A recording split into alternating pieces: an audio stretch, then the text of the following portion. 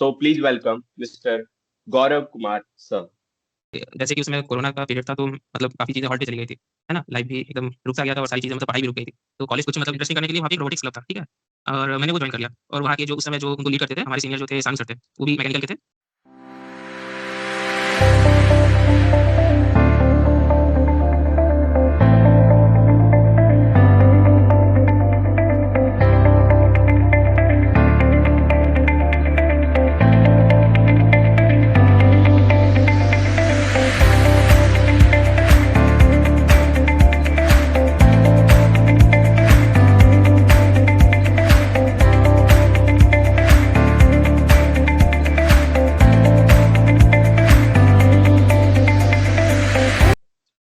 Good afternoon, everyone. I am Chetan, second year BTech student from BC Bhagalpur.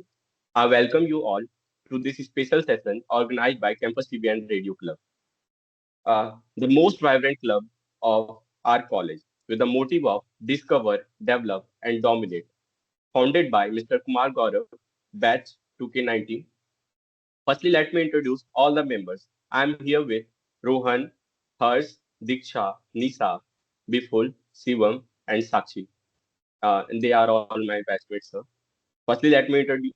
Today, we are honored to have with us one of the most distinguished alumni of BC Bhagalpur, who has become a guiding light for freshers like us, currently serving as a renowned scientific officer at Nuclear Power Corporation of India Limited, NPICL, one of the prestigious organizations of our country, where he is making remarkable contribution in many researches. So please welcome Mr. Gaurav Kumar, sir. Sir, we are truly privileged to have you here with us today, and we are eager to hear your journey. Let us know about your life, sir. Like, how were your college days, and how is it going now? Okay, I am Hindi में या English में कौन से language में मतलब ये programme continue करना चाहते हो? Hello? Whatever you are comfortable yourself. हाँ, ऐसा है कि मैंने ज्वाइन किया था कॉलेज 2017 में, ठीक है? और 17 से मैंने 2021 में मैं पास आउट था और जैसे कि उस समय कोरोना का पीरियड था तो मतलब काफ़ी चीज़ें हॉल्ट पे चली गई थी, है ना? लाइफ भी एकदम रुक सा गया था और सारी चीज़ें मतलब पढ़ाई भी रुक गई थी। तो कॉलेज पास आउट होने के बाद मतलब फिर 2 ऑप्शन थे, एक तो कॉलेज के मतलब प्लेसमेंट चल रहे थे उस समय पूल प्लेसमेंट ये सारे आईटी सेक्टर्स के और दूसरा था पीएसयूज़ की। तो मैंने दूसरा ऑप्शन चुना। मैंने फुल टाइम सोचा कि ड्रॉप पे करके पीएसयू की प्रिपरेशन करना है। तो मैंने तो पहला अटेम्प्ट दिया तो उसमें मेरा करीब 1800 रैंक आया था गेट में फर्स्ट अटेम्प्ट में। मतलब मैं ड्रॉप लेने के बाद मैंने बता रहा हूँ ये चीज़ 2022 में। और उसी साल मैंने डीआरडीओ का एक रिटन एग्ज़ाम होता है डीआरडीओ में जाने के लिए मैंने वो वाला दिया था। तो लकीली मैं उसमें सेलेक्ट हो गया था, ठीक है? अब सिलेक्शन के बाद उसमें ऐसा प्रोसेस रहता है कि इंटरव्यू का स्टेज आता है। अब इंटरव्यू स्टेज में मैं गया और उसमें ऐसा हुआ कि इंटरव्यू भी मेरा अच्छा चला गया। इंटरव्यू भी निकल गया, 2 स्टेज निकल गया और हर एक स्टेज एलिमिनेशन राउंड था। अब उसमें लेकिन ऐसा था कि उसमें जो फाइनल मेरिट लिस्ट बनती है, तो उसमें आपके रिटन के मार्क्स प्लस इंटरव्यू के मार्क्स वो सब मिला करके वो कट ऑफ बनाते हैं। अब वहाँ पे मेरा जैसे इंटरव्यू में भी कट ऑफ क्लियर हो गया, रिटन का भी क्लियर हो गया, लेकिन जो फाइनल मेरिट लिस्ट थी उसमें मैं 12 मार्क्स से रह गया, ठीक है? तो मेरा डीआरडीओ में नहीं हुआ, 2022 की बात है ये। और फिर गेट रैंक में मतलब मेरा उसके बाद मतलब वो दिसंबर को मैंने दिया था वो डीआरडीओ का एग्जाम और गेट था फरवरी में होता है जैसे, उसमें मेरा 1800 रैंक आया तो उसमें मेरा गेट भी सही नहीं गया पहले अटेम्प्ट में। तो फिर मैंने फिर से एक और बार ड्रॉप लिया और 2023 में मैं जब दिया तो उसमें मेरा रैंक 511 आया इलेक्ट्रॉनिक्स में और इंस्ट्रूमेंटेशन में मेरा रैंक था 253, ठीक है? और इसके बेसिस पे मैंने कई मतलब इंटरव्यूज में अपीयर किया, जैसे बार्क में और फिर एनपीसीआईएल में और और फिर एनटीपीसी सबके मैंने अप्लाई किया और डीवीसी सब में मैंने अप्लाई किया। तो उसमें से मेरा जो था एनपीसीआईएल में मेरा पहले क्लियर हो गया, ठीक है? और फिर उसके बाद डीआरडीओ जैसे कि पता है कि मेरा कट ऑफ क्लियर नहीं हुआ था।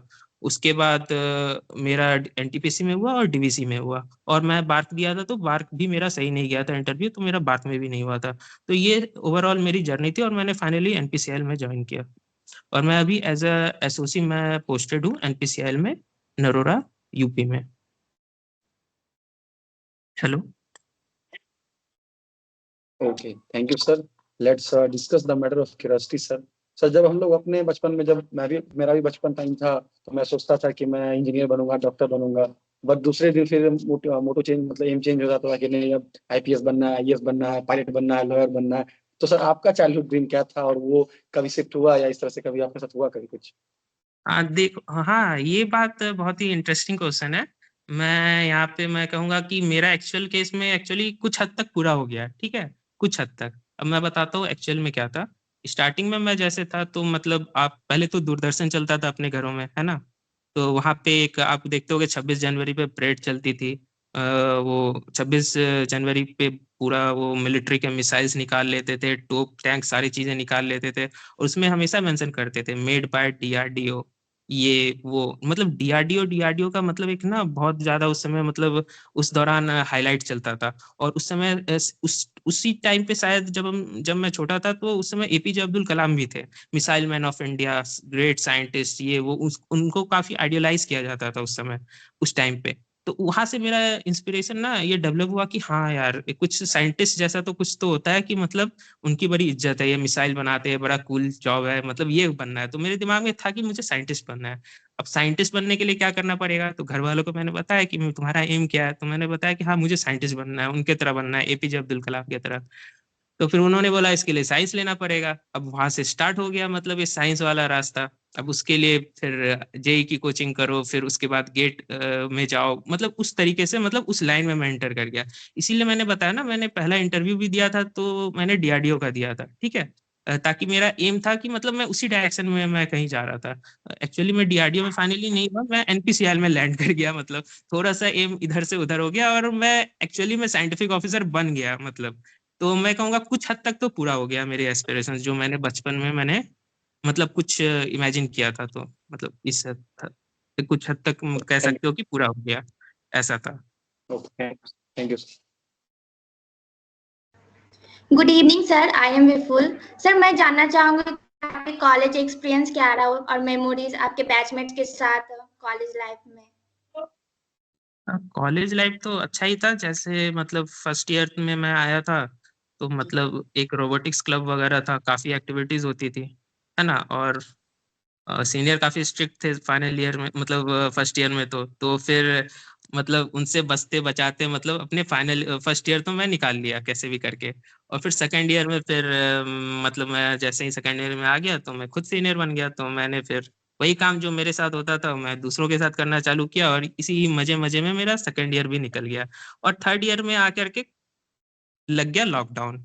तो लॉकडाउन में फिर वही हो गया कि मेरा एक एक 1.5 साल, मतलब या 1.5 साल या 2 साल कह लो, कि मतलब ऐसे ही निकल गया, कुछ पता ही नहीं चला कि क्या हुआ मतलब। तो कॉलेज लाइफ तो मैं कहूंगा कि उतना अच्छा नहीं था मेरा, मतलब जो 2 साल के वेस्ट मतलब घर पे बैठा रहा, तो उसका तो एक नुकसान हुआ मुझे कहीं ना कहीं। मुझे ड्रॉप लेकर के फिर से मतलब चीजों को मतलब वो तैयारी करनी पड़ी। तो ये सब चीजें हैं, तो मतलब ओवरऑल मैं कहूंगा कि ये थोड़ा स्वीट भी था और थोड़ा बिटर भी था, मतलब इस तरह से मेरी जर्नी रही है कॉलेज की। तो 100% मैं ये कहूंगा कि सारी चीजें अच्छी हुई कॉलेज में। लेकिन कुछ चीजें जो थी, जो बैचमेट्स थे वो काफी मतलब मोटिवेटेड थे। और उन दिनों में मतलब गेट को लेकर के काफी मतलब सब अच्छे मतलब माहौल था उस समय। और सीनियर्स वगैरह काफी हेल्पफुल थे, ये वाली चीजें तो थी। नहीं sir. Thank you sir. Sir, since college life में बहुत भागा दौड़ी होती है, और हम लोग का बेसिकली गेट ये वो करना, और काफी डेली रूटीन्स हम लोग बनाते रह जाते हैं कि ये रेजोल्यूशंस लेते हैं कि आज ये करेंगे। डेली रूटीन्स बनाते हैं कि ये सब कॉन्सेप्ट आज क्लियर कर लेंगे। तो बेसिकली आपका डेली रूटीन क्या हुआ करता था आपके कॉलेज डेज में? देखो, मैं फर्स्ट ईयर में जब मैं ज्वाइन किया था, तो मैं तो नॉर्मल, मैंने मेरा ये था कि मैं क्लास करूंगा, है ना। फिर मैं क्लास करने लगा, कुछ मतलब इंटरेस्टिंग करने के लिए वहाँ पे एक रोबोटिक्स क्लब था, ठीक है। और मैंने वो ज्वाइन कर लिया। और वहाँ के जो उस समय जो उनको लीड करते थे, हमारे सीनियर जो थे सानू सर थे, वो भी मैकेनिकल के थे। वो उस क्लब के एक मतलब सीनियर मोस्ट मेंबर थे। और उनका भी लकीली ऐसा था कि वो भी NPCIL में ही उनका भी सिलेक्शन हो गया, ठीक है। और मैं भी मतलब NPCIL में आ गया, उनके साथ रहने का मुझे फिर से यहाँ पे फिर से एक बार मतलब मुझे मौका मिला, मुझे वो काफ़ी अच्छा लगा। और गेट का मैंने प्रॉपर अगर मैं कहूँ तो जैसे फर्स्ट ईयर तो निकल गया मेरा, मैंने सेकंड ईयर से स्टार्ट किया था। उन दिनों क्या था ना, कॉलेज में सेकंड ईयर में एक टेक्यूब करके एक प्रोग्राम चलता था, उसमें द गेट एकेडमी करके एक फैकल्टीज आती थी, वो कॉलेज में आकर के पढ़ाया करते थे। तो मैं जा करके क्लास मतलब ऐसे ही जाके अटेंड कर लेता था उस चीज़ को। तो सेकंड ईयर में मैंने जब अटेंड किया तो काफ़ी मतलब मेरे सब्जेक्ट जो थे 3-4 सब्जेक्ट तो मेरे क्लियर हो गए थे, जैसे नेटवर्क डिजिटल और कुछ हद तक एनालॉग इलेक्ट्रॉनिक्स वगैरह और सिग्नल सिस्टम के कुछ बेसिक्स कंसेप्ट। तो ये 3-4 सब्जेक्ट मेरे से हो गए, तो मुझे लगा कि हाँ, गेट तो मतलब अपने वो रेंज का ही चीज़ है। तो वहाँ से मैंने सोचा कि मतलब गेट पे फोकस किया जा सकता है, वहाँ से मुझे थोड़ा एक्सपोजर मिला। तो फिर मैं सोच लिया था कि सेकंड ईयर से ही मैं फुल टाइम मतलब जैसे हमारे सेमेस्टर में आ जाते हैं सारे मेन कोर्सेज जो आ जाते हैं, जो इलेक्ट्रॉनिक्स के जो रहते हैं, digital electronics, analogue signal system, control system वगैरह, वो स्टार्ट हो जाता है मतलब सेकंड ईयर से। तो मैं सोचा कि पैरेलली मैं गेट का भी करता रहूंगा और उससे सेमेस्टर में भी मुझे हेल्प मिल जाएगा। तो मैंने सेकंड ईयर से एक्चुअली स्टार्ट किया था, कुछ कुछ सब्जेक्ट उठा के धीरे धीरे मैं पढ़ता था। मतलब हफ्ते में मैं मान लो करीब 6 घंटे या 12 घंटे मतलब देता था एक हफ्ते में, मतलब ऐसा था। Thank you sir. सर अभी कोई आपका फनीएस्ट या एडवेंचरस थिंग जो आपने कॉलेज डेज में किया हो और अभी तक आप भूले ना हो? कॉलेज डेज में तो मैंने जैसे बताया कि कॉलेज डेज तो 2 साल का ही था मेरा, 2 या 2.5 साल का कह लो इफेक्टिव। उसके बाद बस यही था, दोस्तों के साथ घूमना फिरना, पीछे नदी में मतलब वो पीछे जो गंगा बैराज है वहां पे जाता था, घूम लेता था, यही सब करता था, और कुछ ज्यादा एज सच एक्साइटिंग था नहीं। और बाकी कोविड में पूरा टाइम वेस्ट हो गया था, तो ये मैं कहूँगा कि थोड़ा सा मेरे लिए उतना ज्यादा एक्साइटिंग नहीं रहा था college days. Thank you sir. अभी कॉलेज में तो बहुत सारे क्लब्स होते हैं, हम लोग भी बहुत सारे क्लब से जुड़े हुए हैं। Hmm. College life is actually more about clubs, so which club attracted you most sir? हाँ, मैंने फर्स्ट ईयर में मैंने एक क्लब ज्वाइन किया था, रोबोटिक्स का, ठीक है। मैं उसमें काफी मतलब इन्वेस्टेड था, मैं पूरा मतलब 1 साल जैसे था फर्स्ट ईयर का पूरा मैंने रोबोटिक्स को दिया था। उसमें मैंने पूरा मतलब होता है ना, एक भी मतलब जो भी उनकी मीटिंग्स थी सारे अटेंड करता था, सारे प्रोजेक्ट में इन्वॉल्व होना, यहाँ से मतलब मेरा थोड़ा काफी इंटरेस्ट बना रहा है। मेरा मतलब फाइनल ईयर मेरा मतलब उसमें कह सकते हो कि कट गया मेरा है कि उसके बाद सेकेंड ईयर में आ गया, तो मैं थोड़ा उससे रोबोटिक्स क्लब से हट करके मैं फिर अपने करिकुलम पे मैं फोकस करने लगा। तो अगर क्लब की बात की जाए तो मैं केवल रोबोटिक्स क्लब से जुड़ा हुआ था कॉलेज में। गुड और इवनिंग सर आपके सर। समय में कौन कौन सा क्लब हुआ करता था? उस समय बहुत सारे चलते थे, जैसे रोबोटिक्स था वो काफी अच्छा चलता था उस समय उन दिनों, और फिर नुक्कड़ का चलता था, और ये एक दो क्लब्स थे और डांस वगैरह के थे। तो मैं डांस में तो कुछ ज्यादा अच्छा था नहीं, तो मैंने केवल रोबोटिक्स पे ही मैं फोकस किया। Good evening sir. Sir good जैसा इवनिंग। कि आप सेकेंड ईयर से गेट का प्रिपरेशन स्टार्ट किए थे, तो जैसे प्रिपरेशन के टाइम पे बहुत स्ट्रेस होता है, बहुत ज्यादा बर्डन होने लगता है, तो सर आप उस चीज को कैसे मैनेज करते थे? जैसे मैंने बताया कि मैं सेकंड ईयर से मैंने मतलब बस ऐसे ही यूं ही मतलब मैं गेट एकेडमी की द गेट एकेडमी की क्लासेस चलती थी, तो मैं चला गया था वहाँ पे। तो मतलब वहाँ पे आराम से रिलैक्स मोड में ही था, क्योंकि मैं सेकंड ईयर में था और मुझे अभी कोई अगले साल गेट देना था ही नहीं, तो मेरे पर प्रेशर था ही नहीं। तो मतलब मैंने मजाक मजाक में मैंने स्टार्ट किया, और फिर मतलब धीरे धीरे 3-4 सब्जेक्ट मेरे हो भी गए। मतलब एक बेस तैयार हो गया कि मैं कर सकता हूँ, ऐसा कॉन्फिडेंस आ गया। तो मेन तो है कॉन्फिडेंस आना चाहिए पहले खुद के ऊपर, है ना। फिर सेकेंड ईयर फिर कोविड आ गया, उसमें भी थोड़ा बहुत कंटिन्यू रखता करता गया। मतलब इससे मतलब एक होता है, मेरा ऐसा नहीं था कि मतलब मैं पूरा फोकस था, लेकिन मतलब थोड़ा थोड़ा सेकेंड ईयर में स्टार्ट करने का ये बेनिफिट होता है कि आपको काफी आइडिया लग जाता है जब आप फाइनल ईयर तक आओगे, है ना। मोस्टली अगर आप सेकंड ईयर से स्टार्ट करते हो, अभी आप सब लोग शायद सेकंड ईयर में ही होंगे, अभी शायद मेरे हिसाब से बेस्ट टाइम है, क्योंकि आपके जो गेट के सब्जेक्ट है और जो सेमेस्टर में सब्जेक्ट्स है वो कोइंसाइड करेंगे। सेमेस्टर में भी वो पूछा जाएगा और आपके गेट में भी वो आपके फाइनल ईयर में मतलब काम आएगा। तो अगर आप पैरेलली तैयार करते हो तो आपका सेमेस्टर का लोड एटलीस्ट कम हो जाएगा। अभी अभी के लिए तो ये बेनिफिट है गेट की तैयारी करने का। और फाइनल ईयर में जब आप अपियर करोगे तो आपको काफी चीजों के साथ फेमिलियर रहोगे, है ना। तो अगर आप ड्रॉप भी लेते हो तो आपके लिए एक फेल सेफ रहेगा, कुशनिंग का काम करेगा। पहले से अर्ली बर्ड कहते हैं ना, वो कैचेस द वर्म, वो वाली बात है। तो पहले उठने का तो हमेशा ही फायदा ही होता है। और अगर दूसरी कहावत ये भी है, जब जागो तभी सवेरा। अगर लेट हो गए तो जब जागे हो वही सही समय है आपके लिए, है ना। तो मेरे हिसाब से सेकंड ईयर सबसे सही टाइम रहता है, क्योंकि मैंने जैसे बताया गेट के सब्जेक्ट और आपके सेमेस्टर के सब्जेक्ट मैच करेंगे। तो जो आप गेट के लिए पढ़ोगे वो आपके सेमेस्टर में भी काम आएगा। जैसे अभी आप मान लो कि अभी आप लोग होंगे थर्ड सेमेस्टर में, सेकंड ईयर में, है ना। तो उसमें हो सकता है कुछ सब्जेक्ट्स होंगे, जैसे बेसिक इलेक्ट्रॉनिक्स हो गया, या ईडीसी वगैरह कहते हैं यहाँ पे, शायद सॉलिड स्टेट फिजिक्स करके कोई सब्जेक्ट था, अभी शायद चेंज हो गया है, है ना। शायद हमारे टाइम पे electronics solid state physics SSPD Pushpendra sir पढ़ाया करते थे उस टाइम पे।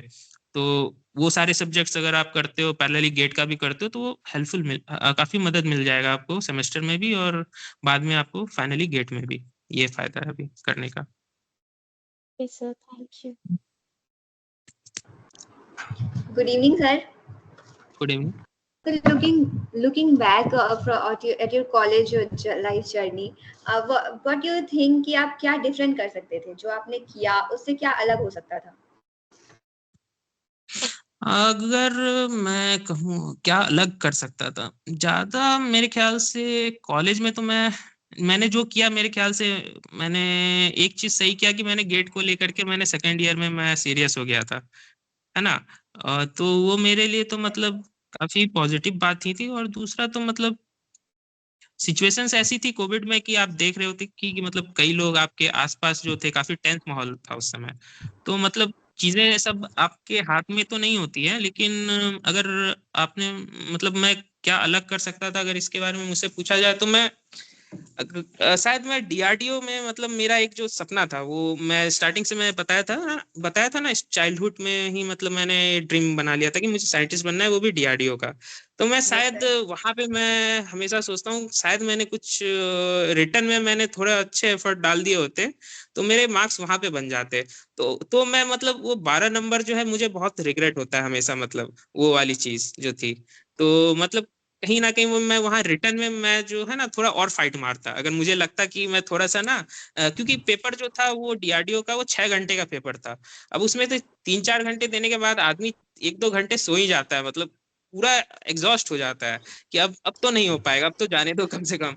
मतलब 4 घंटे से पेपर ही लिख रहा हूँ, वो सब्जेक्टिव टाइप का पेपर था, तो मैं थोड़ा और एफर्ट डालता उसमें अगर मुझे कुछ अलग करना होता तो मैं यही चाहूंगा कि मैं 12 नंबर कहीं से मैनेज करता वहां पे। और ये चीज है, लेकिन यू नेवर नो कि आपके साथ क्या होगा आगे में, फ्यूचर में आपके साथ क्या है, क्या चीजें अनफोल्ड करेंगी। और सिचुएशंस आपके हाथ में हमेशा नहीं रहती है। तो ये है कि मतलब अगर आप हार्डवर्क करते हो तो कहीं ना कहीं आपको उसका बेनिफिट मिलता है लाइफ में। आपने अब अगर कभी भी एफर्ट डाला है, जैसे आपने 11th 12th में आपने मेहनत की होगी जेई के दौरान, उसका बेनिफिट आपको कहीं ना कहीं गेट में भी मिलेगा, ये चीज तो है ना। तो hard work always they will pay you off, okay, in one way और the other. So this is the only thing. So result, वो कहते हैं ना कर्म की चिंता, फल की चिंता मत करो, अपना कर्म करो, वो वाली बात है। तो वैसा ही है कि सब चीजें तो अपने हाथ में अकॉर्डिंग नहीं होती है अपने मन के हिसाब से, लेकिन अब एफर्ट्स करते रहना चाहिए, ठीक है।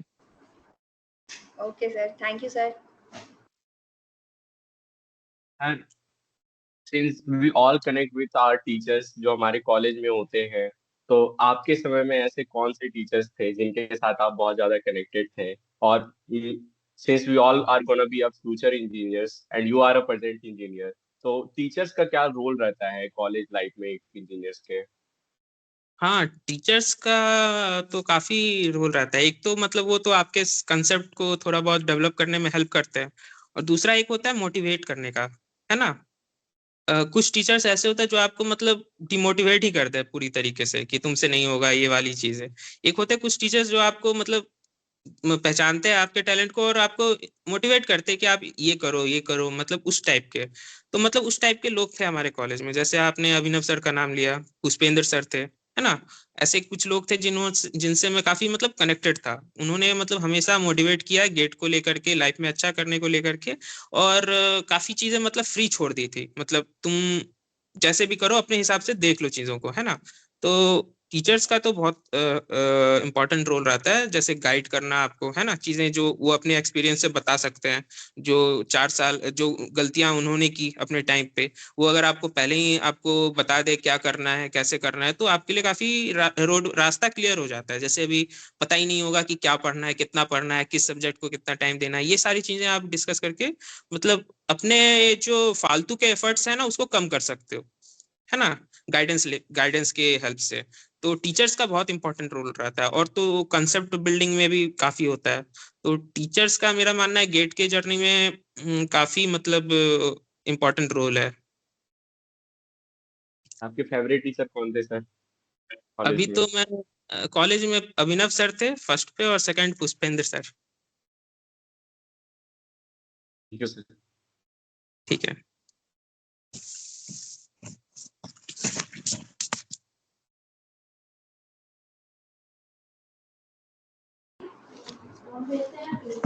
सर आपने स्टार्टिंग में कहा कि आपको डीआरडी मतलब एनपीसीआईसीएल में सीनियर्स के साथ काम करने का मौका मिला। तो उन्होंने कैसे आपके जर्नी को इफेक्ट किया? उन्होंने मोटिवेट किया होगा स्टार्टिंग में जब आप रोबोटिक्स क्लब में ज्वाइन किए थे। उनका क्या इफेक्ट रहा है आपकी जर्नी में? हाँ, उनका इफेक्ट काफी ज्यादा रहा। मैं उनसे, जैसे मैंने बताया, उन्होंने पहले तो कॉलेज में मतलब रोबोटिक्स में वो मेरे साथ जुड़े हुए थे, है ना। वहाँ पे उन्होंने काफी मतलब 1 साल की जर्नी को काफी इंटरेस्टिंग बना दिया था मतलब क्लब में। उसके बाद फिर वो पास फाइनल ईयर में थे तो वो चले गए, उन्होंने अपनी गेट की तैयारी की और फिर वो उन्होंने फाइनली एनपीसीएल ज्वाइन किया। और फिर हम फिर से कुछ ऐसे सिचुएशन हुए थी, ऐसा सिचुएशन हुआ कि मुझे काम करने का उनके साथ फिर से मौका मिला। और कॉलेज के सीनियर का होने मतलब उनका जूनियर होने की वजह से मुझे तो काफी बेनिफिट मिला। एक तो जो उनकी एक्सपीरियंस था 2 साल का, वो मुझे मतलब उन्होंने मतलब कुछ 3-4 महीनों में ही ट्रांसफर कर दिया मेरे अंदर। तो मतलब जो कि मुझे मेहनत करना पड़ता उन चीजों को सीखने में, जो मुझे 1-2 साल लगाना पड़ता है, जो उन्होंने लगाया था वो मुझे नहीं लगाना पड़ा। तो ये तो बहुत बेनिफिट होता है कि अगर आपके ऑर्गेनाइजेशन में मतलब जिस जहाँ पे भी जा रहे हो आपके सीनियर है, तो वो नॉलेज ट्रांसफर एक इम्पोर्टेंट वो चीज रहता है। सीखना चीजों को, नई चीजों को सीखना, वो सारी चीजें मतलब काफी आसान हो जाती है आपके लिए। और सर बात करेंगे फिर से कॉलेज के बारे में। तो सर जिस अभी तो हम लोग जैसे हमारे बैच का टाइम है, तो उस टाइम बीसी भागलपुर का नाम है। तो आप सर जिस टाइम थे उस टाइम बीसी भागलपुर का क्या रेपुटेशन और क्या नेम फेम था? देखो, बीसी भागलपुर का उस समय भी उतना ही नाम था, हमेशा ही नाम रहा है। कुछ तो इन्वायरमेंट सर के टाइम का स्पेशल इन्वायरमेंट, उस टाइम का इन्वायरमेंट? उस टाइम के इन्वायरमेंट ऐसे थे कि मतलब उस समय भी सही था, सारी चीजें जैसे भी थी। मतलब बस थोड़ा मतलब वहाँ पे काफी एक्टिविटीज होती रहती थी वहाँ पे कॉलेज में। सीनियर्स काफी मतलब एक्टिविटीज में इन्वॉल्व रखते थे आपको, तो मतलब चीजें इंटरेस्टिंग थी, है ना। मतलब थोड़ा सा मिक्स टाइप का माहौल था। और सीनियर्स जो थे काफी गेट को लेकर के काफी मोटिवेट करते थे जूनियर्स को। मतलब वहाँ पे गेट को लेकर के जो माहौल था वो काफी पॉजिटिव था, गेट की प्रिपरेशन को लेकर के। और वहाँ पे काफी फ्रीडम भी थी उन टाइमों में, मतलब अटेंडेंस के मामले में, है ना। तो आप आराम से प्रिपेयर कर सकते थे, माहौल काफी कंड्यूसिव था। हॉस्टल्स में सीनियर हेल्प कर देते थे, कोई ना कोई आपको हेल्प कर ही देता था, ऐसा था वहाँ पे। जैसे सर अभी का क्लास है, स्मार्ट बोर्ड वगैरह सारे ऑलमोस्ट क्लासेस में लग गए हैं। लैब का बहुत कंडीशन अच्छा अब हो गया है। तो आपके टाइम में लैब और क्लास स्मार्ट मतलब क्लास का क्या हाँ, कंडीशन था? स्मार्ट बोर्ड तो मेरे टाइम पे शायद 2 या 3 क्लास में थे, है ना। लेकिन उसका यूज शायद कम ही होता था। शायद टीचर्स भी नए थे और उतने मतलब कंफर्टेबल नहीं थे उस चीज के साथ। तो मतलब अभी का मुझे सिचुएशन पता नहीं, मतलब चीजें तो इम्प्रूव होने के लिए ही बनी है। मतलब टाइम के साथ तो चीजें चेंज होती रहती है। तो मुझे लगता है जो भी हुआ होगा अच्छा ही हुआ होगा है ना। तो ये सीन है। Thank you sir. सर जब आप अपना करियर का शुरुआत करने के लिए अपना कदम उठाए थे तो आपके पास कोई मेंटर या गाइड करने वाले होंगे जो आपकी हेल्प किए थे? गाइड इन व्हाट सेंस, मतलब किस? हेलो। टीचर या फिर सीनियर? हाँ, जैसे मैंने कोर्सेस ले रखे थे, है ना, गेट की, तो एक तो उनके थ्रू मैं वर्चुअली जुड़ा हुआ था, वर्चुअल क्लासेस के थ्रू, क्योंकि कोविड में तो चीजें मतलब सारी ऑनलाइन ही चल रही थी। कोविड के इनफैक्ट कोरोना लिफ्ट होने के बाद भी चीजें 1-2 साल तक ऑनलाइन ही चल रहा था।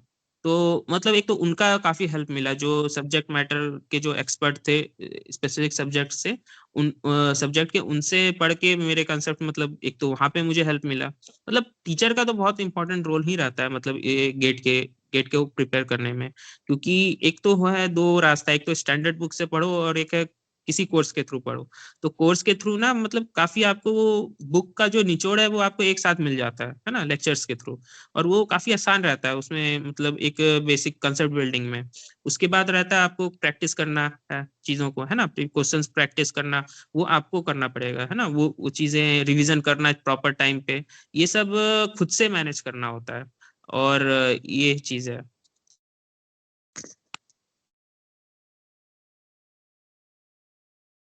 Thank you sir. Sir what inspired you to मतलब जैसे आपने बताया कि शुरू में आपने एपीजे अब्दुल कलाम का नाम सुना था कि मिसाइल मैन है, इनकी तरह बनना है, दिस दैट, तो कभी बीच में डेविएशन नहीं आया कि जैसे हम आज किसी और से इंस्पायर होके फिर हमारा गोल चेंज हो जाता है, कभी ऐसा नहीं हुआ? मतलब ये करियर चूज करने का कोई खास रीजन? रीजन नहीं था, बस एक बचपन में होता है ना कि कुछ प्रोग्रामिंग दिमाग में सेट कर दी जाए, है ना, तो वो कहते हैं ना कि कुछ अगर प्रोसेस वेरिएबल थोड़ा बहुत चेंज भी होता है तो हमारे दिमाग में ऐसा कंट्रोलर है उसको सेट पॉइंट पे वापस लेके ही आ जाता है। तो मतलब बीच बीच में तो डेविएशन होते ही थे कि कभी लगता था हाँ कभी पायलट भी बन जाते हैं, वो भी सही है ऑप्शन, लेकिन जो एक बचपन में जो आपने गोल अपना सेट कर लिया ना, वहां पे दिमाग में जो सेट पॉइंट चला गया आपके दिमाग में, वो कहीं ना कहीं आपको वापस घुमा फिरा के वहीं पे ले आता है ना। जैसे बिहार का मैं बात करूं कि बिहार में एक सरकार गवर्नमेंट जॉब का बहुत ही कल्चर है, ठीक है। जब मैं गेट का एग्जाम दिया था मेरे पास मल्टीपल ऑप्शन थे, मैं एमटेक जा सकता था आईआईटी से, सॉलिड स्टेट में एमटेक करके फिर किसी और जगह पे जा सकता था, लेकिन एक कंडीशनिंग होती है जो बचपन से आपकी की गई है, आप उससे डेविएट नहीं कर सकते, आप सीधा गवर्नमेंट जॉब पे ही आओगे अगर आपको मौका मिलेगा तो ये चीजें हैं, तो मतलब आप कितना भी डेविएट कर जाओ लेकिन वो जो सेट पॉइंट रहता है आपके दिमाग में जो एक बार सेट हो गया वो आपको हिलने नहीं देगा, उसके लिए काफी ज्यादा आपको एफर्ट डालना पड़ेगा, तब जा करके आप वहां से हट सकते हो। तो मतलब जो डेविएशन आती है लाइफ में, मतलब आप का गोल चेंज हो जाएगा, किसी और को देख करके मन करेगा आईपीएस भी बन जाते हैं, लेकिन एक जो बचपन में कभी ना कभी कुछ जो ट्यूनिंग कर देते हैं ना, या घर वाले कर देते हैं, तुम तो इंजीनियरिंग बनोगे, ये तुम तो डॉक्टर बनने के लिए ही बने हो, तो वो कहीं ना कहीं आपको आगे ले जा करके मतलब उस जगह पे ला के पटक देती है, तो ये रहता है। Sir, I think it is quite important questions. Like कोई सर interested है आज NHPSCL के वो करियर में बनाने में, तो sir what skills or certification would you recommend for that students?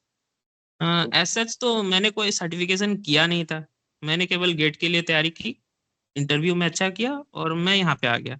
तो सर्टिफिकेशन कोर्सेज कोई रिक्वायर्ड नहीं है एज सच एनपीसीआईएल में आने के लिए, इवन मैं कहूँगा डीआरडीओ में जाने के लिए भी रिक्वायर्ड नहीं है एज अ फ्रेशर, ठीक है। फ्रेशर अगर आप ज्वाइन करते हो साइंटिस्ट बी एनपीसीआईएल में as a scientific officer C, या आप बार्क ज्वाइन करते हो साइंटिफिक ऑफिसर सी के पोस्ट पे, तो मतलब कोई फ्रेशर के लिए कोई सर्टिफिकेशन या कोई कोर्स करना एज सच रिक्वायरमेंट नहीं है, लेकिन एक ऑप्शन और भी है।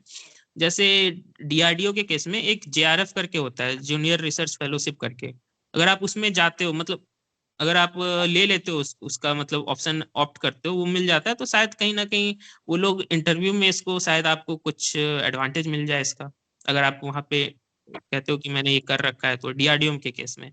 और एनपीसीएल में सच कुछ नहीं है वैसा।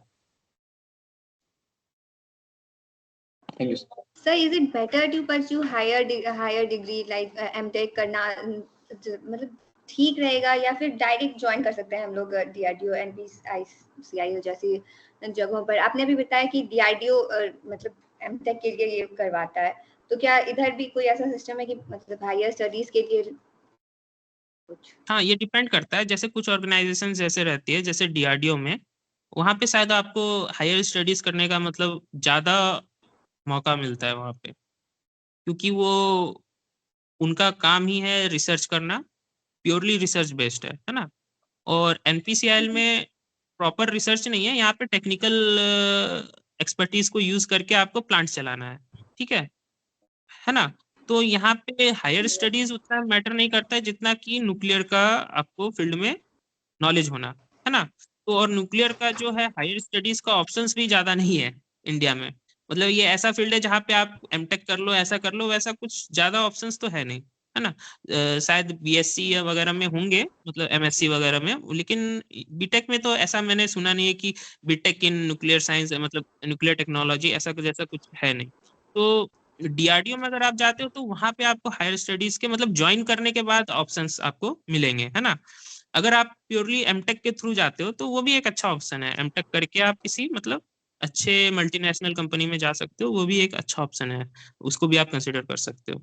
लेकिन अगर आप ये सोच रहे हो कि यहाँ पे ज्वाइन करके आपको एमटेक करना है, तो उस वो डिपेंड करता है आपके ऑर्गेनाइजेशन पे, वो आपको वो कितना फ्रीडम देता है उस चीज को करने के लिए। अब कोई भी ऑर्गेनाइजेशन आपको तभी अलाउ करेगा ज्वाइन करके एमटेक करना जब वो उसके बेनिफिट में होगा, है ना, तभी वो अलाउ करते हैं ये चीजें।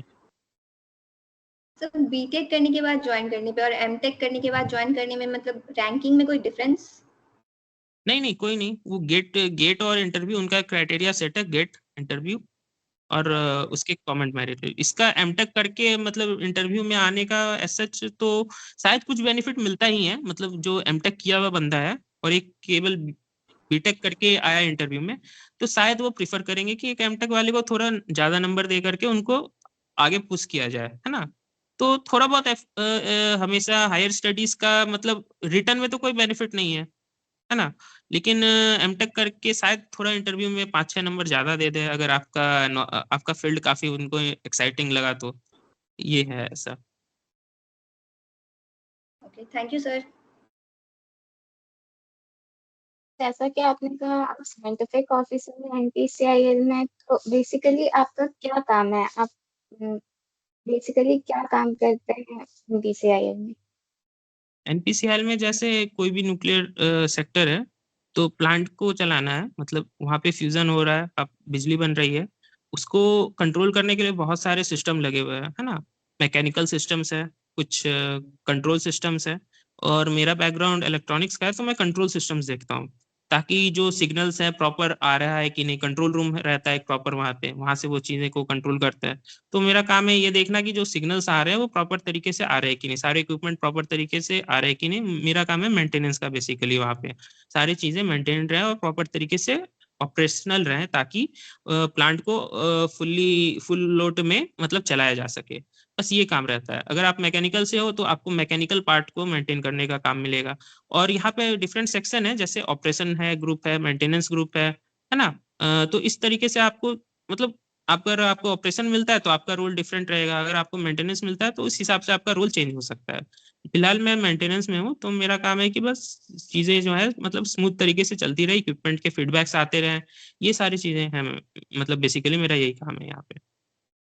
तो मतलब जो भी हम लोग सिग्नल सिस्टम ये सब पढ़ते हैं सबका रियल वर्ल्ड एप्लीकेशन होते हैं हाँ हाँ, जो वहाँ पे सिस्टम एप्लीकेशन है, है। कंट्रोल सिस्टम का है, कंट्रोलर्स का है, और भी बहुत चीजें हैं, मतलब यहाँ पे एप्लीकेशन तो है।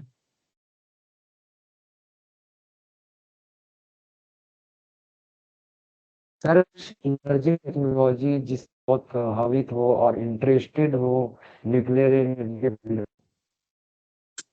हेलो। हेलो।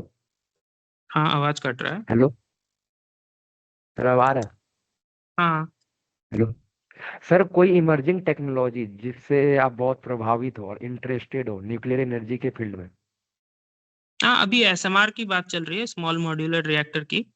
हाँ, मतलब ये थोड़े कॉम्पैक्ट साइज के रहेंगे और इसे मतलब सिटीज में भी मतलब शायद सिटी के आसपास लगाया जा सकता है।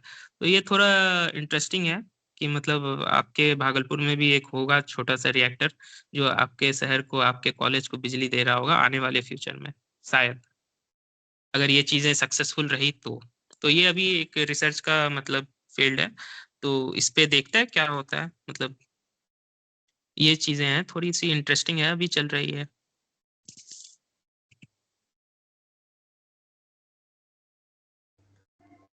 सर न्यूक्लियर टेक्नोलॉजी में अभी लेटेस्ट एडवांसमेंट क्या है जिससे कि स्टूडेंट अवेयर हो सके उसको जानने में, उसे करने में?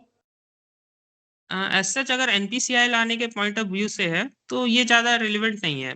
अगर आपको एनपीसीआई लाना है तो आपको गेट में मतलब पहले अच्छा स्कोर करना पड़ेगा, फिर उसके बाद इंटरव्यू में करना पड़ेगा, क्योंकि हर एक स्टेज जो है यहाँ पे एलिमिनेशन स्टेज है। अगर पहले तो आप कट ऑफ लाओ गेट में, फिर उसके बाद इंटरव्यू में कट ऑफ है ना, फिर फाइनल आता है। तो एज सच वहाँ पे जब इंटरव्यू में आप जाओगे तो वो आपको न्यूक्लियर का कम पूछेंगे, आपके सब्जेक्ट से ज़्यादा पूछेंगे। जो आप पढ़ते हो मतलब गेट के लिए पढ़ते हो, उसके नॉलेज को आप वो लोग ज्यादा जज करेंगे। वो मान के चलते हैं इनको कोई आइडिया नहीं है न्यूक्लियर फील्ड का, है ना। वो लोग बेसिकली आपको 1 साल की ट्रेनिंग बाद में फिर से देंगे न्यूक्लियर से रिलेटेड सारी चीजें। वो बताएंगे क्या करना है, कैसे करना है, वो सारी चीजें बाद की चीज है। तो अगर आप ज्वाइन करने के पॉइंट ऑफ व्यू से बात कर रहे हो तो वो ज्यादा रिलेवेंट नहीं रहेगा। अभी तो फिलहाल आपको इस पे फोकस करना है कि आपके गेट के सब्जेक्ट्स वगैरह जो है अच्छे से क्लियर हो, और एक स्कोर आए, और फिर इंटरव्यू में अच्छा परफॉर्म करना, ये ज्यादा मैटर करता है अभी अभी के लिए, अगर उस पॉइंट ऑफ व्यू से पूछ रहे हैं तो। लेकिन अभी न्यूक्लियर का तो वो आप यहाँ आकर के फिर आपको पता चलेगा सारी चीजें। Okay sir, thank you sir. Sir कोई अपकमिंग प्रोजेक्ट हो या इनोवेशन हो एनपीसीआईएल या इंडियन न्यूक्लियर इंडस्ट्री के द्वारा जिसके लिए आप बहुत एक्साइटेड हो? मैंने बताया ना, स्मॉल मॉड्यूलर रिएक्टर्स बन रहे हैं, बनेंगे शायद आने वाले फ्यूचर में, तो उसको लेकर के थोड़ा है एक्साइटमेंट लोगों में। अगर ये चीजें सक्सेसफुल होती है तो आप हर जगह देखोगे एनटीपी मतलब थर्मल प्लांट्स के जगह पे रिएक्टर्स लगेंगे हर जगह पे, है ना। जो अभी थर्मल प्लांट्स का नंबर ज्यादा है न्यूक्लियर प्लांट्स के कंपेयर में, तो वो चीजें आपको न्यूक्लियर प्लांट्स दिखेंगे आपको हर जगह पे, अगर ये चीजें सक्सेस होती है तो ऐसा है। इस फील्ड में अभी आने थैंक यू। वाले ग्रोथ हो सकता है, ये भी है। तो जैसा कि आप एनपीसीआई में बताया कि न्यूक्लियर रिएक्टर्स वगैरह यूज होते हैं, तो उससे कहीं कहीं एक्सप्लोजन्स भी तो हो सकता है, तो सर उसको आप लोग कैसे मैनेज करते हैं, मतलब क्या सेफ्टी की प्रिकॉशंस लेते हैं? हाँ, उसके लिए काफी सारे सेफ्टी सिस्टम है, उसके लिए किसी को चिंता करने की जरूरत नहीं है। आज तक कोई इंसिडेंट इंडिया में नहीं हुआ है, अगर आप नोट करोगे तो कुछ मेजर लेवल का। तो आज तक हम लोगों ने सही से चलाया, तो आगे भी चलता ही रहेगा।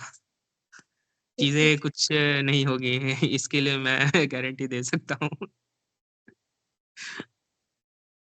आराम की नींद लो, ये सब चीजों के बारे में मत सोचो। वो व्हाट इफ वाले केस हो गए कि व्हाट इफ अगर ऐसा हो जाए तो क्या होगा, मतलब वो हाइपोथेटिकल ठीक है। सिचुएशन, वो रेयरली चांस है कि अकर करे। एक सेकंड, ठीक है। Yes sir. सर कुछ मैसेज देना चाहेंगे आप हमारे बीसी के बच्चों को?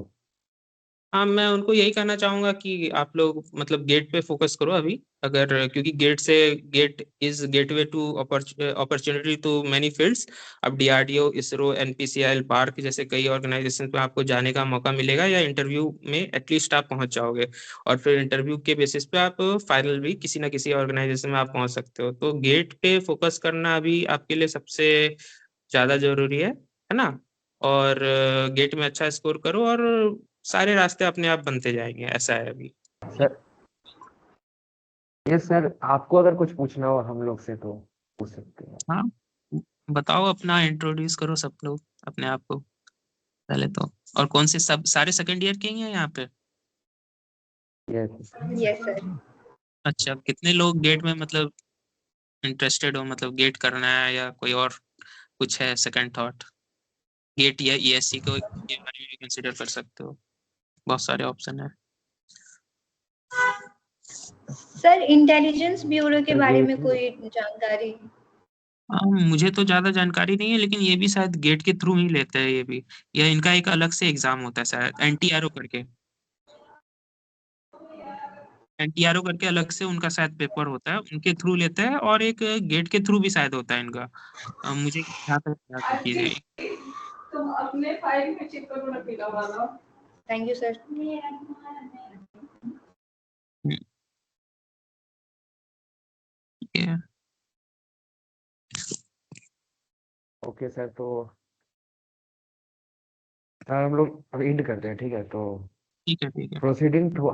proceeding toward end on behalf of BC Bhagalpur and Campus TV and Radio Club, I would like to extend our heartfelt gratitude for taking the time from your busy schedule to join us today for our online alumni meet. Your insight, experience, and memories have truly enriched our gathering and inspired us to continue fostering connection with our alumni community.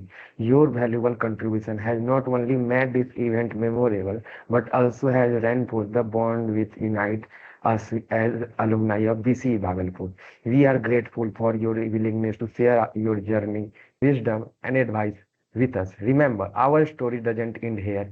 It's an ongoing saga, a symphony of achievement, setback, and triumph. Once again, thank you, sir, for your participation and being an integral part of our online alumni meet. We hope have a pleasure of welcoming you back in future events. Thank you, sir. Thank you. No, sir. Okay, thank you everyone.